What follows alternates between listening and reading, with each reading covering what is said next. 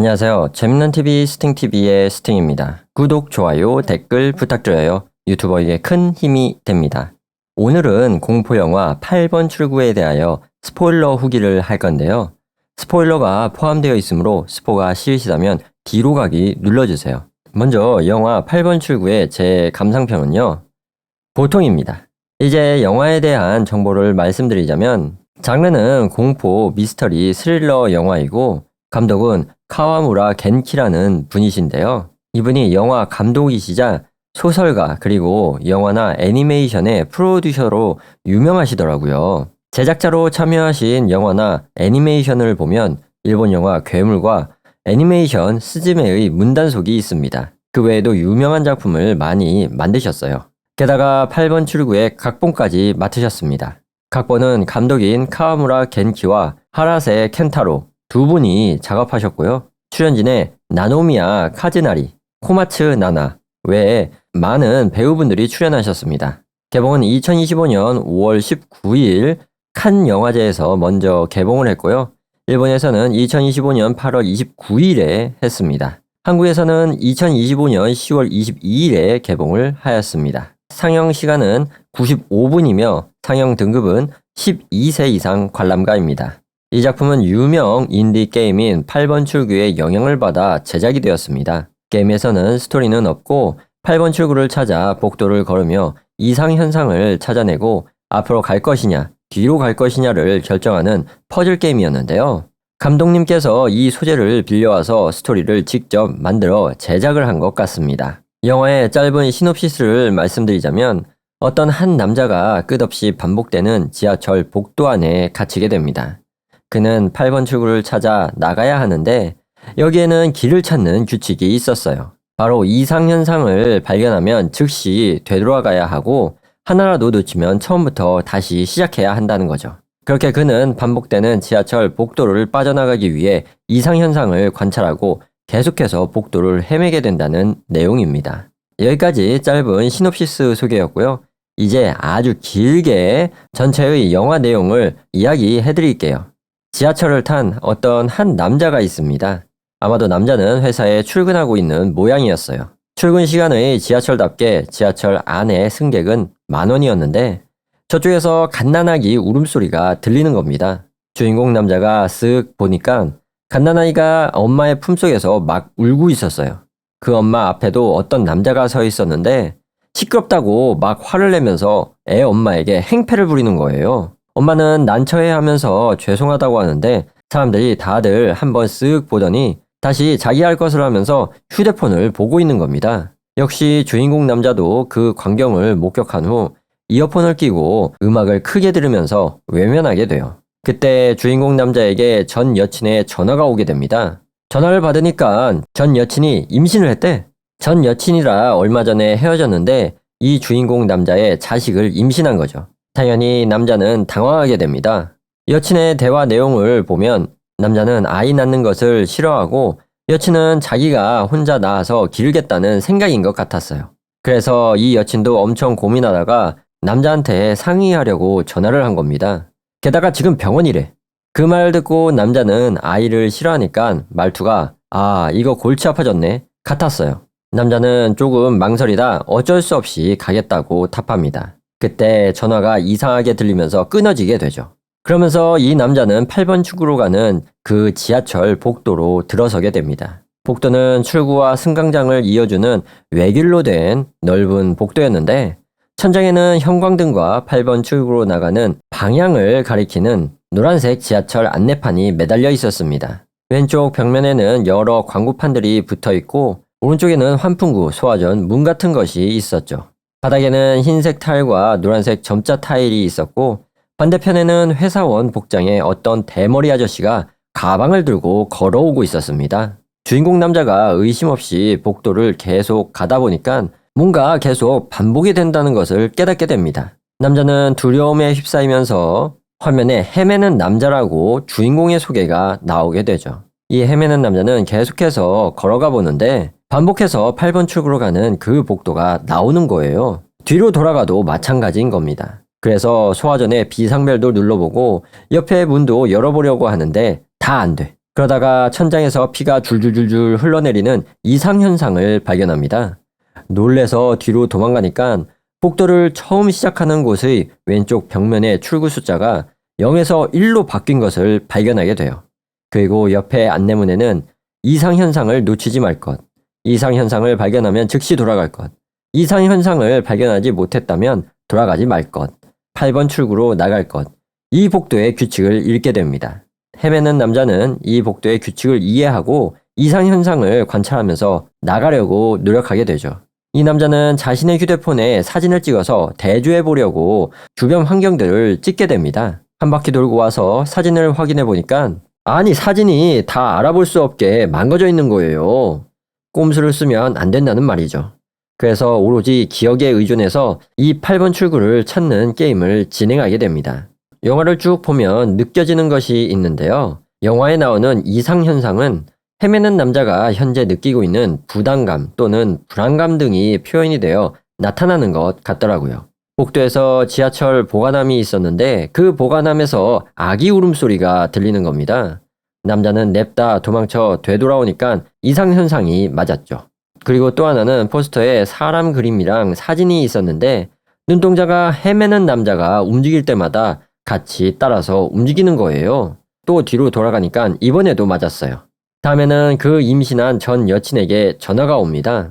여친도 고민이 많다면서 자신도 어떻게 해야 할지 모르겠다는 거예요. 헤매는 남자는 오늘 갓난아기를 안고 탄 엄마가 공경에 빠진 것을 보고 외면한 이야기를 전화한 여친에게 들려주면서 양심의 가책을 느끼며 내가 아빠로 자격이 있는지 모르겠다고 고백을 합니다. 그러면서 한바탕 눈물을 흘리더니 남자는 뭔가 결심했다는 듯이 여친에게 나 지금 가겠다고 말하면서 복도를 지나는데 아니 이게 함정이었네?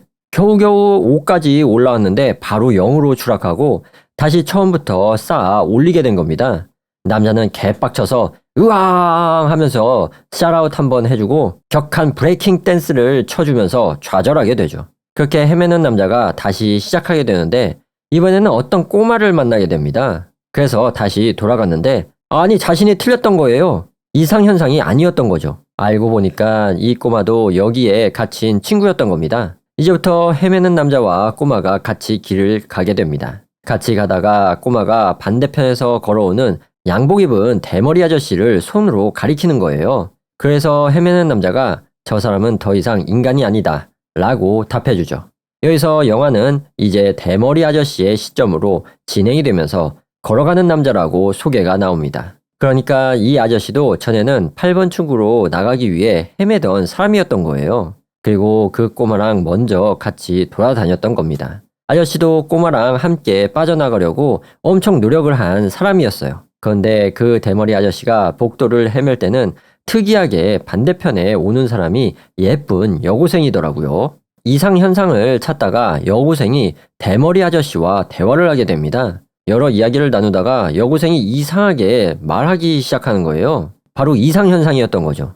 대머리 아저씨는 뒤로 돌아갔고 다행히 맞췄어요. 아마 그 여고생도 예전에는 평범한 사람이었고 지금은 이 복도에 잡아먹힌 상태인 것 같았습니다. 여고생은 자신의 반대편에서 할아버지가 걸어왔다고 했거든요. 아마도 그 할아버지도 마찬가지일 것 같았어요. 아무튼 대머리 아저씨는 계속해서 복도를 찾다가 6번까지 가게 됩니다. 이제 거의 다 왔어요. 이번에도 복도에서 이상현상을 찾다가 대머리 아저씨가 보기에는 이상현상이 없는 거예요. 그런데 그 꼬마가 우두커니 서 있어. 보니까 문 손잡이가 가운데에 있는겨. 근데 대머리 아저씨는 그것을 못 보고 꼬마를 데리고 가버립니다. 당연히 6에서 0으로 추락. 대머리 아저씨는 엄청난 분노를 내지르면서 좌절하게 돼요. 하지만 마음을 다잡고 다시 꼬마의 손을 잡고 도전하게 되는데 0번째에서 위쪽으로 올라가는 8번 출구를 발견하게 됩니다. 대머리 아저씨는 신나서 올라가려고 하는데 꼬마는 아저씨 뒤에서 가지 말라고 당기는 거예요. 서로 왔다 갔다 밀당을 하는데 손을 딱 놓치게 됩니다. 그걸 보고 아저씨는 꼬마를 외면하고 계단으로 그냥 올라가 버려요. 그리고 꼬마는 다시 뒤로 돌아가게 됩니다. 가니까 1로 올라가 있고 저 반대편에서 그 대머리 아저씨가 걸어오고 있는데 뭔가 이상해. 잡아당겨도 아무 반응을 안 해요. 꼬마가 툭툭 쳐보는데 아무 대답도 안 하는 거예요. 그렇게 대머리 아저씨는 이 복도와 한 몸이 되어버린 거죠. 그때 으아 하는 절규가 들려오는 겁니다. 꼬마가 놀래서 뒤로 도망쳤는데 거기서 주인공 헤매는 남자를 만나게 돼요. 그래서 헤매는 남자와 꼬마가 같이 걸어가게 됩니다. 이때 영화는 꼬마의 얼굴을 비춰주면서 소년이라고 소개가 나오게 되죠. 그런데 이 꼬마가 이상 현상을 찾는데 쌉 고수였던겨 다 찾아. 그래서 꼬마의 힘으로 순식간에 문제를 클리어하기 시작하는 거예요. 그리고 한 번은 복도에서 정전이 되면서 아무것도 안 보이는 겁니다. 그래서 남자가 휴대폰에 손전등을 켜니까 엄청 징그럽게 생긴 쥐들이 환풍구에서 나오는데 쥐가 털이 하나도 없고 몸에 사람 눈, 코, 입이 붙어 있어. 그러면서 아기 울음소리를 내는 거예요. 그때 남자가 휴대폰 손전등을 놓쳐서 잠깐 위기에 빠지거든요. 그런데 소년이 그것을 주워 남자에게 줍니다. 그래서 다행히 뒤로 돌아가서 맞추게 돼요. 다음은 복도에 가니까 남친의 전 여친이 서 있는겨. 남자가 이상하게 바라보는데 소년이 갑자기 엄마 하면서 뛰어가는 거 아니겠어요? 그래서 남자가 소년을 말리면서 안고 뒤로 돌아갑니다. 알고 보니 소년은 아빠가 없었고 평소에 엄마의 관심을 끌려고 숨었는데 이 복도에 갇히게 된 것이었죠. 남자도 자신도 아버지가 안 계신다며 자기도 엄마의 관심을 받고 싶어서 종종 숨었다고 자신의 과거 이야기를 하며 서로 친해지게 됩니다. 다시 남자는 소년과 손을 잡고 8번 출구를 찾게 되는데 복도에 닫혀있던 문이 열린 거예요. 남자가 거기를 들여다보는데 남자가 지하철에서 곤란한 상황에 빠진 애 엄마를 외면한 그때 자신의 모습을 보게 됩니다. 또 남자는 양심의 가책을 느끼는 거예요. 그리고 남자는 문을 닫고 뒤로 돌아가게 되죠. 남자는 문득 소년에게 여기서 나가면 제일 원하는 게 무엇인지 물어봐요. 소년은 피자가 먹고 싶다고 대답합니다. 소년다운 대답이죠. 이에 남자는 자신은 뭘 원하는지 모르겠다고 하면서 고개를 떨구며 시무룩해 합니다. 아마도 남자는 행패를 부리는 남성에게 폭언을 당하는 애 엄마를 외면한 양심의 가책 때문에 과연 내가 좋은 아버지가 될 수 있을까 하는 두려움이 있었던 거죠. 그래서 아직 여친의 임신에 대해 확실한 결정을 못 내린 겁니다. 시무룩해 하는 남자를 본 소녀는 자기 주머니에 예쁜 소라 껍데기를 꺼내서 남자에게 건네줍니다. 소녀는 자신의 부적이라면서 아저씨를 지켜줄 거라고 말하죠. 남자는 웃으면서 고맙다고 받게 되고 다시 꼬마와 함께 8번 출구를 찾으러 나아가게 됩니다. 이제 6번째입니다.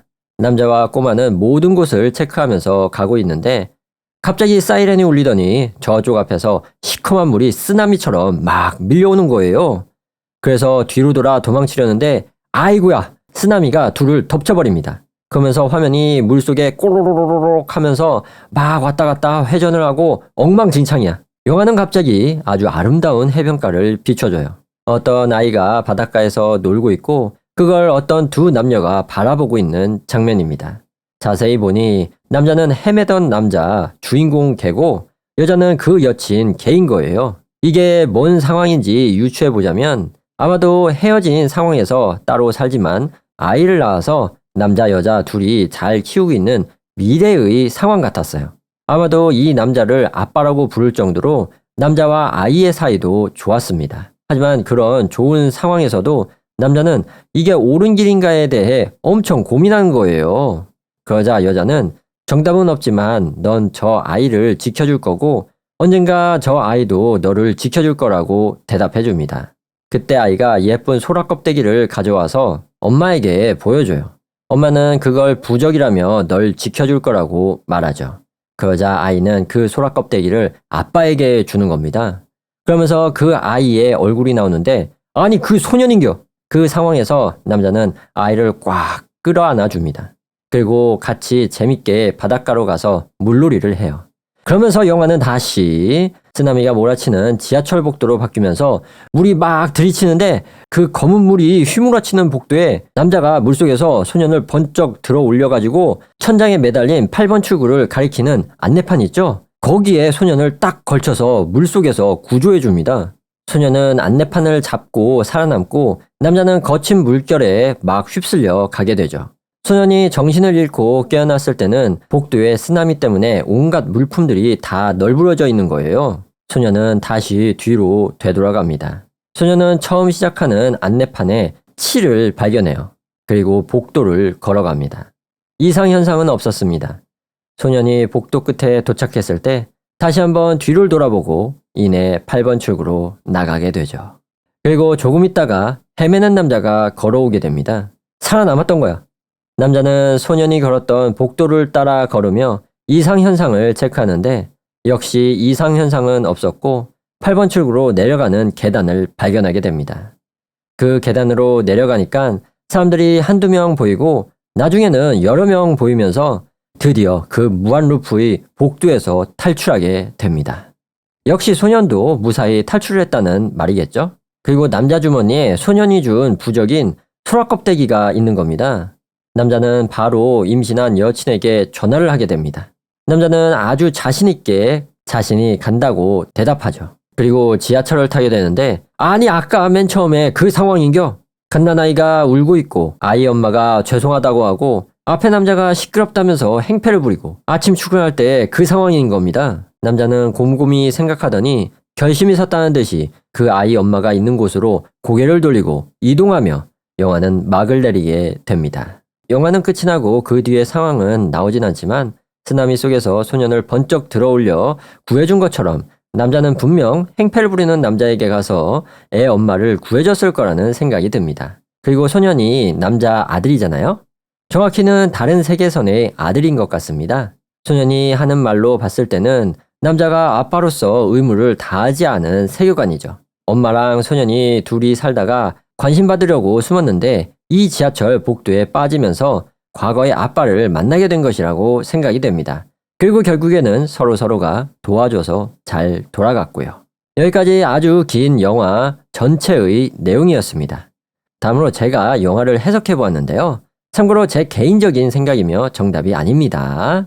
이 영화의 진정한 공포는 귀신이나 괴물 같은 초자연적인 현상이 아닙니다. 그것은 바로 잘못된 광경을 목격하고도 외면하는 인간의 습관적인 무관심입니다.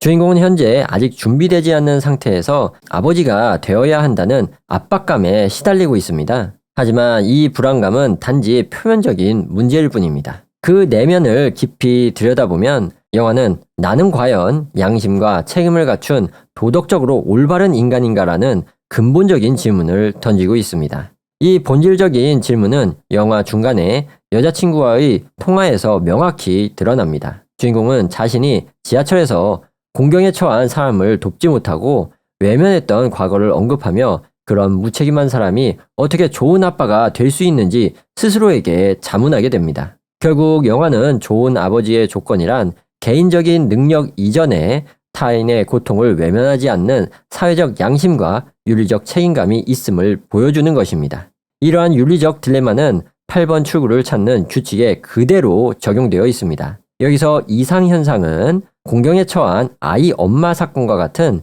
주인공이 직시해야 할 사회적 문제를 상징하고 있습니다. 만약 이상현상, 사회적 문제를 발견하고 뒤로 돌아가면 직시하고 책임을 받아들이면 정답이 되어 출구에 가까워집니다. 반면 이상현상을 발견하고도 앞으로 나아가면 외면하고 회피하면 오답이 되어 카운트가 0으로 초기화되고 다시 루프를 돌게 되죠. 이 규칙이 의미하는 바는 명확합니다. 문제를 제대로 직시하고 해결하지 않으면 당신의 삶은 책임감 없는 제자리에서 계속 맴돌 것이다 라는 강력한 경고인 것입니다. 복도를 배회해야 하는 대머리 아저씨는 이 경고를 끝내 무시한 인간의 비극적인 말로를 뒷받침해주는 중요한 인물입니다. 대머리 아저씨 역시 주인공처럼 루프에 갇혔던 인간이었지만 사회적 문제를 보고도 외면하는 삶을 스스로 선택하여 복도와 한 몸이 되어버립니다. 주인공은 그를 더 이상 인간이 아닌 사람으로 묘사하였고 대머리 아저씨가 인간이었을 때 복도 반대편에서 걸어오는 사람을 괴물이라고 지칭하였습니다. 이는 사회적 문제를 보고도 외면하는 사람은 윤리적 책임을 상실함으로써 인간성을 잃었음을 암시하고 있습니다. 이런 비극을 목격한 주인공에게 루프 안에서 주인공이 만난 소녀는 탈출의 결정적인 열쇠이자 그가 그토록 두려워했던 미래의 아들인데요. 저는 이 소년을 사회적 문제라고 생각해 봤습니다. 왜냐하면 주인공 남자는 환상 속에서 소년의 정체를 알기 전까지 그냥 자신 같은 한 명의 길 잃은 아이로 봤습니다. 그러면 길 잃은 아이의 엄마를 찾아줘야 하는 사회적 문제가 맞죠. 주인공은 소년의 정체를 알지 못했지만 도와줘야 할 타인으로 보고 전과는 달리 외면하지 않고 동행을 하게 됩니다. 이는 곧 주인공이 사회 문제에 대한 책임감이 있는 사람이 되는 첫걸음으로 보여집니다. 소년은 단순히 동행하는 존재를 넘어 주인공의 성장을 이끄는 결정적인 매개체입니다. 두 사람은 서로 돕고 도움을 주고받는 상호 보완적인 관계를 형성하며 소년은 주인공을 무책임한 개인에서 책임감 있는 보호자로 성장시킵니다. 영화 후반부에 성장한 주인공은 쓰나미의 위협 속에서 자기 희생을 통해 소년을 구하고 주인공은 소년이 건넨 부적 덕분에 기적적으로 생존하게 됩니다. 이 상호 구원의 서사는 공경에 처한 타인을 돕는 것이 결국 자신에게 손해라는 현대사회의 냉소적인 인식을 강력하게 반박하며 내가 공경에 처한 남을 돕게 된다면 남도 나를 돕는다는 서로 돕는 상호 구원의 메시지를 전달하고 있습니다. 이 메시지는 바닷가 환상 장면에서 넌 저 아이를 지킬 것이고 저 아이는 언젠가 너를 지키게 될 것이다 라는 여주인공의 대사를 통해 명확히 드러납니다. 결론적으로 이 모든 과정을 종합해보자면 영화 8번 출구는 사회 문제의 심각성을 알고도 외면하는 인간의 습관적 무감각과 회피의 심리를 날카롭게 고발하는 작품이라 할 수 있습니다. 루프라는 구조는 단순한 공포장치가 아니라 타인의 고통을 외면하는 인간이 빠져드는 윤리적 함정을 상징합니다. 주인공은 끝내 실제 출구에 다다를 수 있었던 이유는 초자연적인 힘이 아니라 타인을 향한 책임감과 연대의 마음을 회복했기 때문입니다. 이 영화는 우리에게 묻고 있습니다. 당신은 잘못된 현실을 마주했을 때 외면할 것인가? 아니면 그것을 바로잡기 위해 한 걸음 나아갈 것인가? 결국 영화 8번 출구가 전하는 메시지는 단순합니다. 개인의 자유와 행복은 사회적 책임을 외면하지 않았을 때 비로소 완성된다는 것이죠. 이제 제가 생각하는 영화의 단점과 장점을 살펴보고 어떤 분들에게 이 영화를 추천할지 알아보겠습니다. 먼저 제가 생각한 가장 큰 장점은 바로 원작 게임의 소재를 활용하여 영화로서 훌륭히 재창조를 해냈다는 점입니다. 기본적으로 원작 게임은 스토리가 없고 반복되는 복도에서 이상현상을 찾아가며 규칙에 맞게 8번 출구를 찾아가는 건데요. 영화는 게임의 반복되는 구조와 이상현상 찾기, 규칙, 시각적 장소를 가져와 이야기를 덧붙였습니다. 영화의 이야기는 앞서 말씀드렸다시피 어떤 불안감을 느끼는 남자가 루프에 갇히게 되면서 규칙을 따라 8번 출구를 찾다가 대머리 아저씨 이야기도 나오고 소년과도 만나면서 자신의 과거의 잘못된 행동을 뉘우치고 불안감을 극복하면서 8번 출구를 탈출하여 새 사람이 되는 내용이잖아요. 이상현상의 공포와 미스터리 요소를 섞어 넣고 반복되는 복도와 관찰이라는 요소를 결합해 극의 긴장감을 잘 유지하고 있습니다. 전체까지는 아니지만 컷을 끊지 않고 쭉 이어지는 원테이크 기법을 사용한 장면을 많이 활용하여 심리적 압박을 잘 살렸다고 봅니다. 또한 복도의 규칙과 반복된 복도, 이상현상 관찰은 스토리와 맞물리면서 주인공의 죄의식, 불안감과 갈등 등을 잘 표현했다고 생각합니다. 결국 이 영화 8번 출구는 원작의 단순한 게임 구조를 그대로 재현하는 데 멈추지 않고 그것을 통해 내면적 불안과 죄의식이라는 심리적 주제를 녹여냈습니다. 단순히 이 현상을 찾아내는 게임적 재미를 넘어서 자신을 직면하고 과거의 잘못을 마주하는 심리적 여정으로 확장시킨 점이 인상적이었는데요. 덕분에 관객은 주인공의 불안과 공포를 따라가면서도 동시에 그가 느끼는 속죄와 해방의 감정을 함께 체험할 수 있어 좋았던 것 같습니다. 장점을 얘기해 보았으니까 이제 제가 생각하는 단점을 말씀드리겠습니다. 개인적으로 아쉬운 점이 많았는데 저는 특히 중반 이후에 서사 리듬과 감정선에 연결해서 큰 아쉬움을 느꼈습니다. 먼저 중반부 이후 원작 게임의 반복 구조를 억지로 길게 끌고 가면서 긴장감이 조금씩 떨어지고 지루하게 느껴졌습니다. 더욱 아쉬운 점은 주인공의 감정 표현에 공감하기 어렵다는 것입니다. 예를 들어 지하철에서 곤란에 처한 여자를 돕지 못해서 양심의 가책을 느끼는 것은 이해하지만 그것 때문에 주인공이 눈물을 흘린 것은 이해가 안 되고 감정 과잉으로 느껴집니다. 관객 입장에서는 휴대폰으로 영상을 찍어 신고하거나 경찰에 도움을 요청하는 등 현실적인 대안이 있음에도 불구하고 주인공이 그저 감정적 딜레마에만 과하게 빠져있는 모습이 영화의 몰입을 방해합니다. 또한 이 사건이 내가 좋은 아버지가 될 수 있을까? 하는 물음으로 너무 비약하여 연결되는 부분은 마치 과대망상처럼 느껴지기까지 합니다. 영화가 다루려는 죄책감, 속죄, 불안감 같은 심리적 주제에 비해 감정선의 연결고리가 너무 단순합니다. 영화는 애엄마 사건, 임신 소식, 죄책감, 이상현상, 소년과 우정, 그리고 남자의 희생 등 중요한 감정적 변곡점들을 제시했지만 이 모든 요소를 내면 세계에 대한 깊이 없는 묘사 없이 단순한 장치로만 활용되었습니다. 결국 영화가 무엇을 이야기하고 싶은지는 알겠지만 그것을 영화적으로 표현하는 데 있어서 단순함과 직관성에만 의존하다 보니 관객에게 아니 왜 저기서 눈물을 흘리지? 저게 좋은 아버지까지 연결되어 생각해야 하나? 라는 의문을 남기게 되면서 이러한 점이 영화적인 깊이와 매력을 떨어뜨리는 가장 큰 단점이라고 생각합니다. 차라리 중간에 지루한 부분을 다 드러내고 이상현상에서 환상을 보게 만들어 주인공의 과거나 감정을 더 심도 있게 표현했다면 더 좋았을 것 같습니다. 장점과 단점을 살펴보았고요. 다음으로 어떤 분들에게 추천드릴지 말씀드리겠습니다.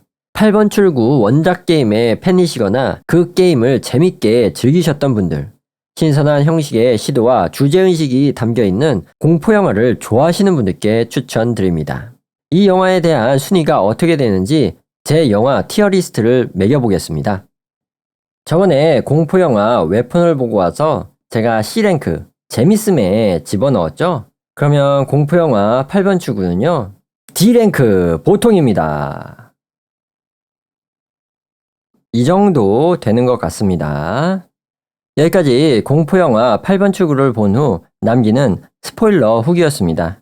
구독, 좋아요, 댓글 부탁드립니다. 유튜버에게 큰 힘이 됩니다. 그럼 다음에 봐요. 안녕히 계세요. 감사합니다.